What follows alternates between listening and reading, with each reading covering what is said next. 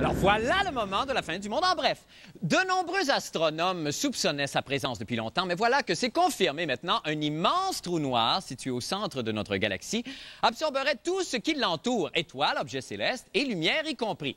Bon, ce phénomène a formellement été identifié par l'astronome Andrea Ghez de l'Université de Californie grâce au télescope Keck de Mauna Kea à Hawaï. Ce mystère ne pouvant être perçu qu'avec des outils très sophistiqués, là, nous avons pensé ici, ce soir, vous illustrer le plus simplement du monde le fonctionnement et la puissance d'un tel trou noir avec un modèle à l'échelle à la portée de tout le monde. Alors, comme vous pouvez le voir sur ces images, nous sommes sur un terrain de football qui représente notre galaxie. Bon, à l'avant-plan, on constate la présence d'une flaque de boue qui représente le trou noir. Et là, au fond, il y a une étoile personnifiée par la populaire chanteuse Lara Fabian. On voit que Lara est attirée par le trou noir. Elle se déplace à des milliers de kilomètres/heure. Elle voit le trou et hop! Elle s'engouffre dans les profondeurs de l'univers. Est-ce qu'on pourrait revoir ça, s'il vous plaît?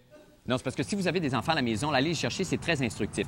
Alors, regardez, on voit toujours Lara, le gros corps céleste, qui a fait une folle d'elle en France en fin de semaine avec Johnny Hallyday. Et là, elle avance à une vitesse de plus en plus rapide. Elle se sent vraiment happée, attirée vers le trou noir. Et là, à mesure qu'il s'approche, l'attirance se fait de plus en plus forte. Et là, attention, hop! Elle tombe dedans et sa matière est anéantie. Comme ce n'est pas quelque chose qu'on a l'occasion de voir souvent, on va le montrer encore une fois.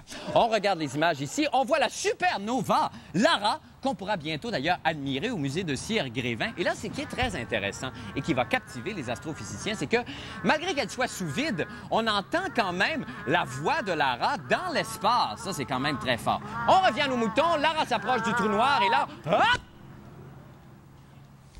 On ne la reverra pas avant le prochain Big Bang. Ah, ce que je peux aimer mon métier lorsque je sais que je peux vous apprendre quelque chose d'édifiant.